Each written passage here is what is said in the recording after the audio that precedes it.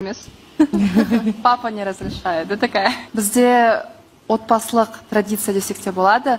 Біз кішкентай болған кезде білмеймін неге олай айтты, бірақ папа бізге айтқан болатын. Сырға салу дәстүрі негізінде сол құлақты тесу сырға салу кезде ғана жасау керек деді. Біз сонымен келістік. Сонымен біздің құлағымыз әлі осы уақытқа дейін тесілмеген. Мен тіпті туған күн бірдеңе праздник болады ғой, құрбыларыма айтамын. Мне сережки не дарить. У меня не проколотые уши. Уже бәрі білет біздің подругаларымыз, то, что у нас не проколотые уши. А если ты выйдешь замуж, в 30, например? Сол құдалар өздерге сырға салады деп тұр ғой. Құда сырға салуға келді ма, ол бірінші келіп сырғаны салу керек. Яғни, енді ол дәстүр бұрын қазақта бар ма жоқ па білмеймін. Ол дәстүр болды ма, или Тұрсынбек оны просто өзі тапты? Тұрсынбек бабамыз шығарған. Мысалы, мен ойлаймын, қандай күйеу баланы сен армандайсың өзің? Бұл тақырыпта көп сөйлесеміз қыздарымызбен. Енді бірінші білімді болғаны, сыйлап тұрғаны, жігіттің оны жақсы көріп тұрғаны. Соны айтып отырамыз. Ол тесттен өте ма? Қалай ол, сен оны қалай сынайсың? Кастинг бола ма? Мен қыздар мені жасырмайды деген ойдамын. Себебі біз жаңа айтып отырмыз ғой. Біз тіпті әдемі өзің достармен қыдырған уақытта мен де бара беремін вечеринкаларына. Бірге қыдырамыз, иә дейік ғой? Бәрімен араласа береміз. Достармен отырған кезде менен сұрайды керісінше, а твоя мама придет? А папа, зачем моя мама? Нет, она классная, говорит. Ладно, давайте, мама, тебя шақырып. И через 5 минут сразу мама говорит, а мама просто уже возле двери стояла. Я и ждала звонка. Мөлдір, мен түсіндім. Сен Крис Дженнер. Қазақша вариант. Крис Дженнердің 50 миллион подписчигі бар екен. Қараншы қаншама проекттері бар. Skims, Kylie Cosmetics, Push, Kardashian, Улу. Қыздар, сендерде ертең бизнес ашқанда қанша пайыз доляны бересіз Мөлдірге? Аямаймын мен мамадан. Ну, қанша? 50%, 60-70%. Давай конкретно. Менің ойымша біз болашақта үлкен жобалардың бастығы мүмкін бола жатармыз. Сол себепті үлкен жоба болғандықтан үлкен ақша келеді. Сол үшін мен өзімнің ата-анамнан аямаймын.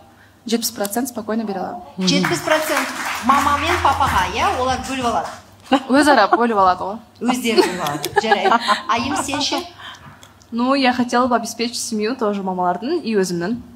Потому что я смогу. Ну подожди, ты же не можешь все им отдать, потому что ты сама без денег останешься. Нет. Поэтому давай конкретно, қанша пайыз? 50. 50? Да. А Дема 70, сен 50, да? Yeah. А Яру, просто даже боюсь спросить тебя.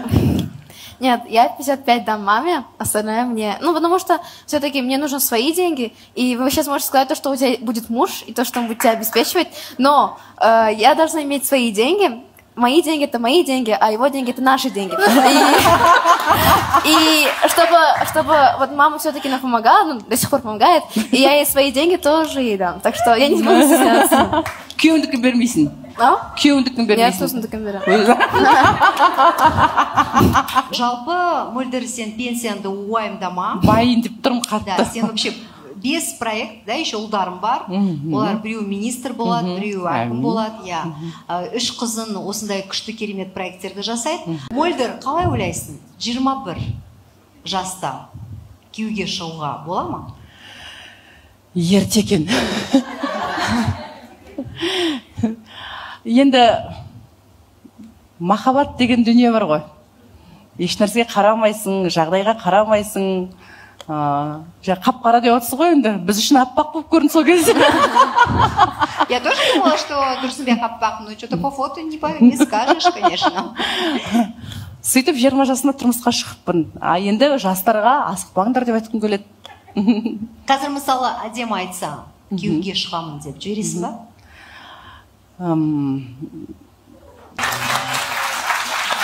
Мөлдір, мен түсіндім. Сен Крис Дженнер. Қазақша вариант. Крис Женердің 50 миллион подписчигі бар екен. Қараншы қаншама проекттері бар. Skims, Kali Cosmetics, Push, Kardashian, Улу. Қыздар, сендерде ертең бизнес ашқанда қанша пайыз доляны бересіз Мольдерге? Аямаймын мен мамадан. Ну, қанша? 50%, 60-70%. Давай конкретно. Менің ойымша біз болашақта үлкен жобалардың бастығы мүмкін бола жатармыз. Сол себепті үлкен жоба болғандықтан үлкен ақша келеді. Сол үшін мен өзімнің ата-анамнан аямаймын. 70% спокойно бере аламын. 70% мама мен папаға, олар бөліп алады. Өзара бөліп алады ғой. Өздері бөліп алады. Жарайды. Айым, сен ше? Ну, я хотела бы обеспечить семью тоже мамалардың и өзімнің. Потому что я смогу. Ну подожди, ты же не можешь все им отдать, потому что ты сама без денег останешься. Нет. Поэтому давай конкретно, қанша пайыз? 50.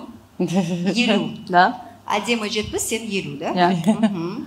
А Яру, просто даже боюсь спросить тебя.